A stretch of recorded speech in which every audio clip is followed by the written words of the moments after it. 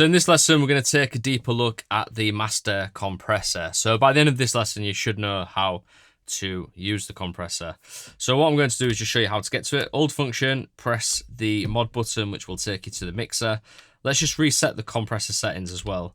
So we start with the default settings. And I'll show you how to use the compressor and what each of the parameters does. So the first thing that I want to kind of look at is the makeup gain. We're going to touch upon this again in a second, but what I'm going to do is actually just turn that down, because what happens is when you switch to the compressor signal, so this is the mix dry wet. If you turn it to the left, then you're hearing the dry signal. If you turn it to the right, you're hearing the compressed signal. Now the compressor is set quite high by default, so the makeup gain is turned up. And that's all that does, it just boosts the gain after it's been compressed. But we're going to turn it down, and we're going to put this mix all the way to compressor mix, so we're just listening to the compressor. And then I'm going to bring the threshold all the way up.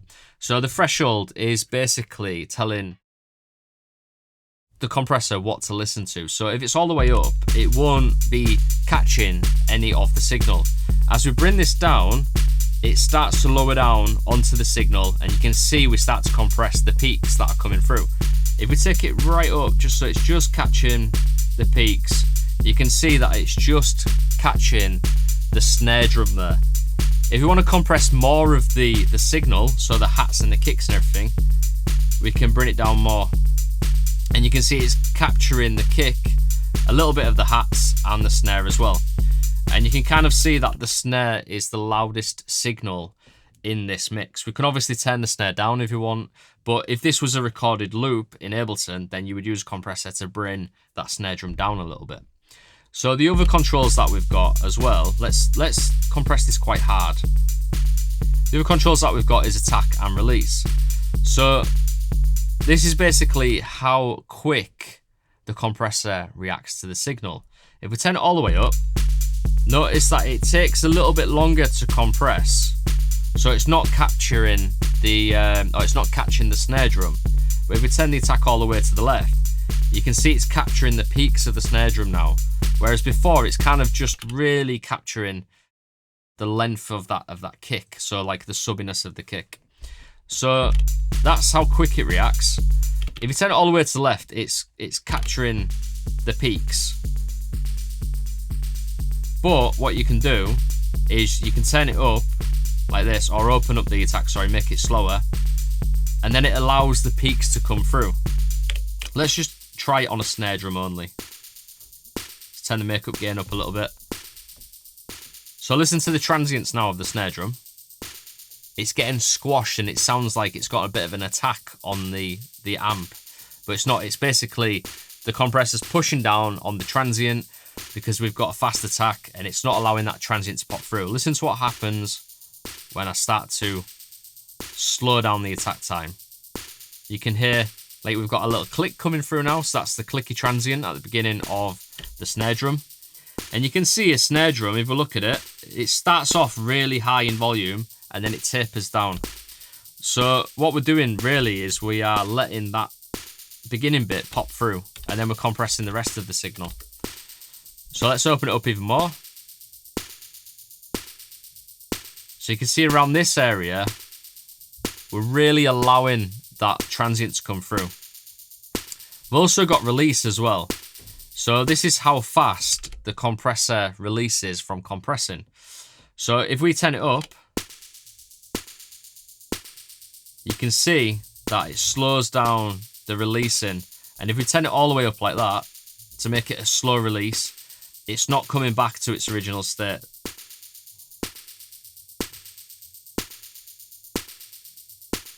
So if I was compressing this snare drum on its own, I would set the attack and release like that. I would kind of have it a little bit like that maybe. If I wanted to take away some of that body of the snare and make it a bit snappier, that's how I would set it. We've also got this at the bottom as well, so it's just compressor ratio. And basically this is how much compression you want to add once the signal has passed the threshold. So if we put it on 1.5, you can see we're not adding too much compression. But then if we go to 2, you can see it starts to push it down more. And then as we take it higher, it pushes down more and more and more, whereas 20 really kind of slams it. And you can see this on the graphic there. So that's the signal coming up. The dotted line is actually the threshold. And these two get confused quite often. And when I first started messing around with compressors back in the day, I used to get really confused. I thought threshold was compression amount, and I thought ratio was just this kind of weird thing that I didn't understand. But you can see the dotted line represents that threshold. So as we move the threshold up and down, we're basically clamping down on the signal. And then once the signal passes that threshold, we're telling the compressor how much ratio to compress it by. So how much to squash it, how many decibels to compress it by. The way I've just been showing you this with a snare drum is all well and good to show you how a compressor works. But really, we're not going to be using this compressor in this way on the Digitakt. We're going to be using it as a master bus compressor. Usually, or we're using it to sidechain, say, a bass to a kick, which is how I often use it as well. So let's just go back a little bit and bring all of, or most of the kit back in. Let's just start with the kick, the snare, and the hat. And I'll show you how to set this up as a master bus compressor. So what I would do is I would turn down the makeup gain, and then usually what I would do is kind of set my attack time around here, because as we said earlier about letting the transients come through, for a master bus I want to let those transients come through. I don't want to squash it like that. And if I was to squash it, I'd mix it in with the original signal a bit like this. And then you get that kind of really nice kind of like distorted, crunchy clipped, not clipped, but like a crunchy sound. Unfortunately, the Digitakt II compressor doesn't do that effect as well as, say, like a distressor compressor that I use with the Slate distressor, because when you really slam a signal, it really adds loads of artifacts and like crunch to it. This doesn't do it as well. So let's go back up. So what I would do as a master bus compressor is I'd bring it down first like this, and I would set my attack time until it's letting in the right amount of transients, like that. And then release time, usually for a drum bus compressor, I would usually put it as fast as possible, or maybe just add a little bit. So we'll put it at 1. And then I would set the threshold so it's capturing all of the drums. So you can see there we're capturing the hats and the snare and the kick. And then you can either back off on the compression using the ratio like that, add a bit less in, or we can add some more compression. And like I said, if you want to slam it, just mix a little bit of dry in, and you can do that. But what I'm going to do is just back this off a little bit. Maybe put it around 3 or 2. That sounds quite nice to me. And let's A/B with the dry signal. So it's a little bit louder. Dry signal's a little bit louder, so I'm just going to add a bit of makeup gain.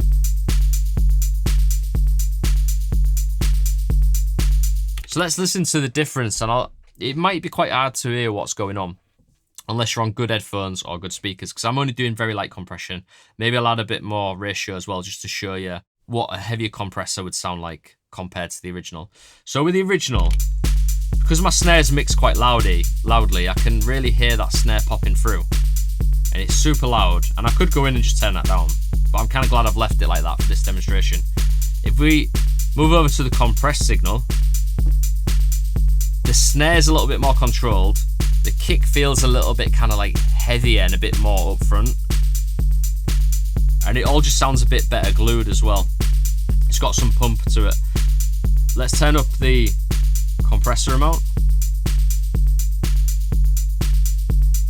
and add the makeup gain. You can hear the difference massively now. So the compressed signal sounds more glued and more gelled together and as one, whereas the dry signal sounds like separated sounds that have a bit more separation to them. That sounds a bit more glued to me. And especially when we come onto like the master drive as well, and we start to add that in, we can really start to glue our kit together. So let's just go back into the compressor. There's a few more things to talk about as well. So let's say if you're compressing quite hard, like this, and the kick is like really slamming the mix, what you can do is you can use the sidechain filter to sculpt the low end away so the compressor no longer reacts to the low end. So you can see it's just reacting to the top elements, which is the snare and also the hats as well, and the kick's allowing to get pushed through more. Let's just put that back. So that's where I would use the sidechain filter. The other thing that you can do as well is, you don't have to do it that way. There's another way you could do it. So if we turn this back up again, compress it quite heavily, we can also use the Sidechain Source. So this is basically a sidechain input, and it's telling the compressor what to listen to. So you can read the full description at the top. So if we go to comp, it means that the Sidechain Source is the compressor mix. So that basically means everything that's coming into the compressor. And you can decide what you want to push into the compressor by holding function and pressing filter, which will take you to the setup, and then you can go down to compressor routing. You can see I've got everything going into the compressor apart from the send effects and the inputs. If I turn off the kick now and go back to the compressor, you'll notice the kick drum is no longer triggering the compressor. That's because the kick's audio is no longer being routed into the compressor either. It's actually just going through dry. So it's really handy that you can like do it this way. If we go into the compressor routing and flip it round, you'll notice that the compressor is just compressing the kick. So this is really handy if you just want to compress one single sound in your mix, and then you can use the technique that I showed you before for compressing a sound. The other thing with this as well is if we switch it, so we've got listen to the compressor mix, you can also switch it the other way, so it will listen to everything that is not getting sent into the compressor, but it's still compressing. Let me explain this a bit better. So if we're going to setup, you can see the kick drum is going into the compressor, but the other sounds are not going into the compressor. So the other sounds are coming through on the dry, but they're not getting routed into the compressor audio. But the compressor is listening to the rest of the kit, and it's actually compressing the kick, which is kind of a weird thing to set up, so we're not going to want to do that. If I set up, let's say if I go to track 9, and let's just change this to a one shot, and let's find a bass. So let's just get this bass that we've been using throughout, and let's just put that on. Turn up the release. So what I want to do now is compress the bass, but I want it to duck. I basically want to sidechain the bass to the kick. So I'll show you how a couple of ways you can set this up. If you go into compressor routing, let's just turn all these ones off, just so we can focus on these two. If we send just the bass into the compressor, and then we go to the compressor itself, what I can do is I can either say to the compressor, listen to everything that is not going into the compressor. So in this case, it would be the kick. Now what I need to do really is go into the kick track and just turn the amp down on the kick so we get this. So the kick's shorter now, it's not got so much kind of length with the sub. And you can see that's reflected on there. So that's now compressing like this. And if we listen to the bass,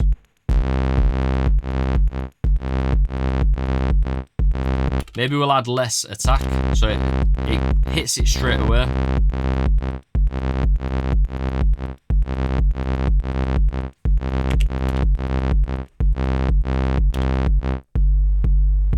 Let's just, actually I'm on the wrong track there. Oh no, I'm not. Let me go back and just change the amp on this. So I'm going to make the kick even shorter now.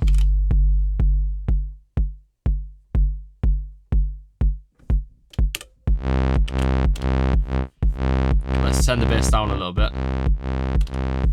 So now we can play with the threshold, so that's basically listening to the kick. And then we can turn up the ratio as well. And the attack time like I said before, is how quick you want the compressor to attack. In a sidechain setup like this, you want it to attack really fast. And then we can basically change the groove of the sidechain by slowing down the release. So if you slow it all the way down, it's not coming back up, so you can hear the bass is quieter. But if we bring it back, we can dial in a nice pump.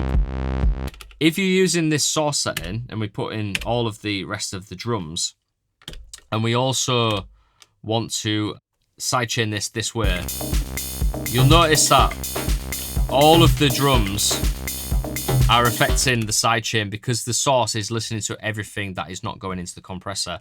The other option is that we could send all of these tracks into the compressor, but then that would mean that all of these other sounds, so all of the drums, are also getting sidechained to the kick. So you'll notice that our snare drum has almost disappeared.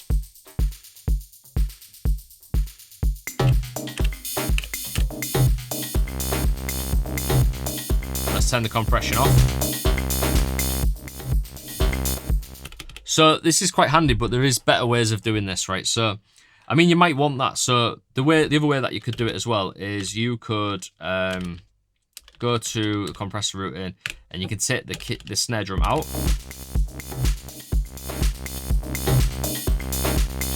But then what will happen is the snare drum will also affect the compression. Now that is really handy, actually, if you are creating something like an electro beat.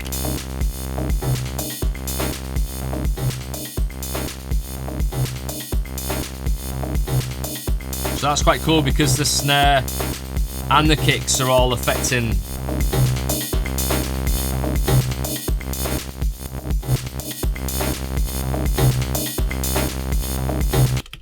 all of them, the kicks and the snare, so the 1, 7, 11 plus the snares on the 5 and 13 are all affecting the compressor.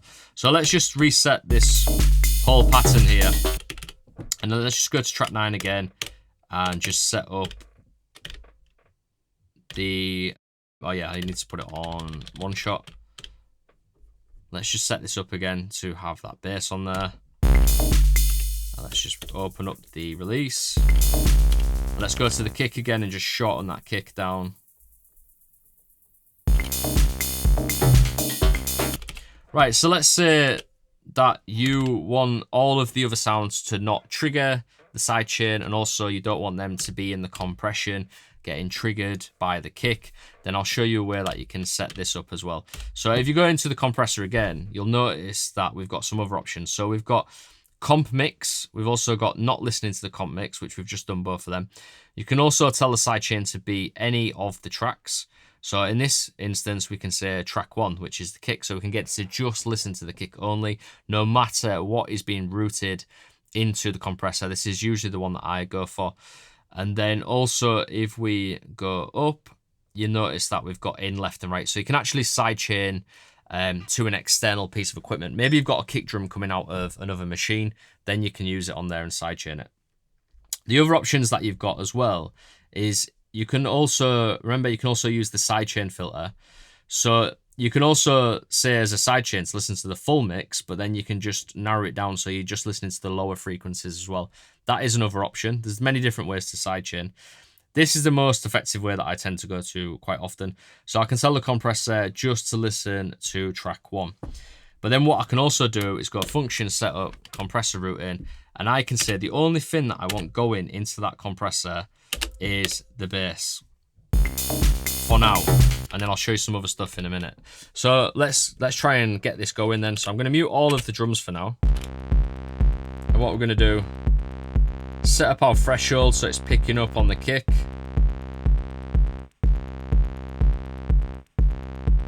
Turn that up. You can hear it, it's already working, but I want to bring the attack so it's really fast.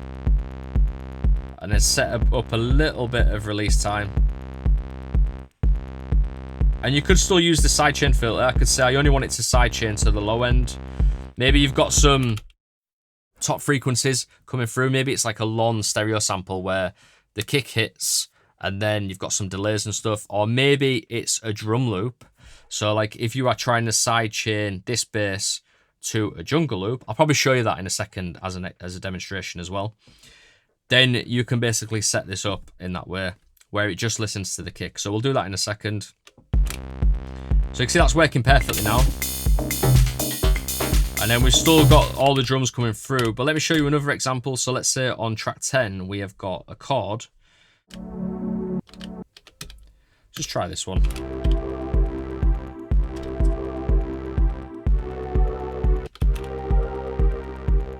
Let's just go for that. It doesn't sound great, but it'll work for this.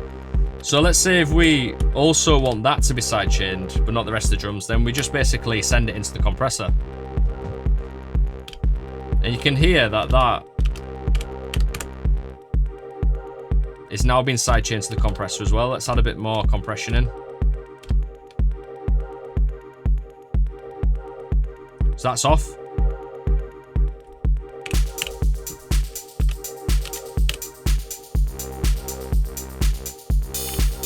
And also the ride as well, because sometimes what I'll do is I will add rides into the compressor.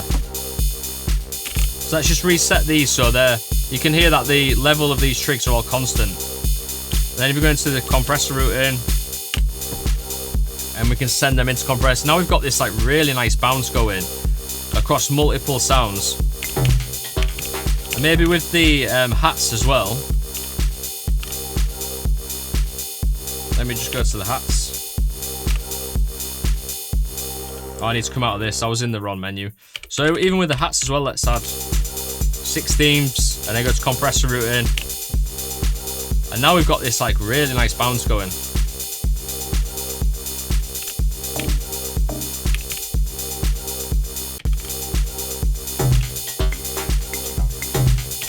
Even that as well, you could send that in.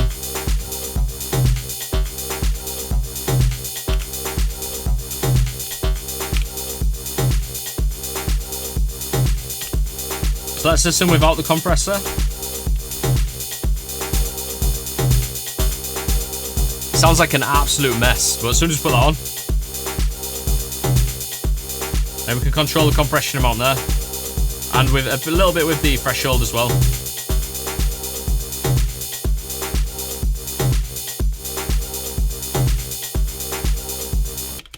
Right, so the next one I want to show you is, let's just copy that and put that on another pattern just to save it. And let's go to pattern 5 now and paste it again. Because on pattern 2, you can turn that back to its original state. Pattern 5, what we're going to do on pattern 5 is, let me just save this. What we're going to do is we're going to change the kick up for a breakbeat. So I'm going to go into here. That'll do, right? Yeah, I just wanted something with a distinctive kick in there, right? So you'll hear now that sounds pretty cool. But it's not pushing down with just the kick, it's also pushing down with all the other elements as well. So let's just say if we wanted to get it to listen to just the low end, we just bring the sidechain filter down.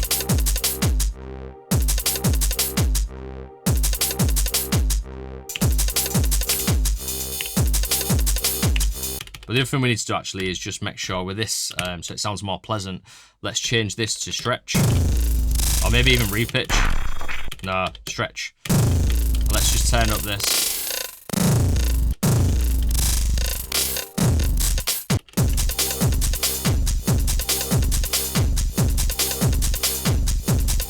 Let's try a different algorithm.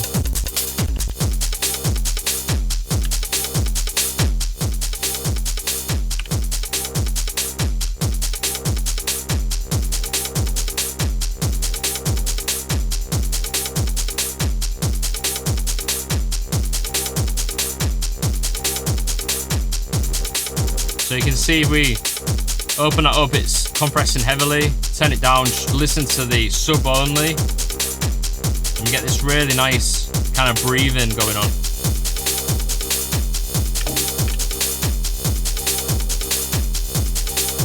Then if we turn it off, that's without the sidechain as well.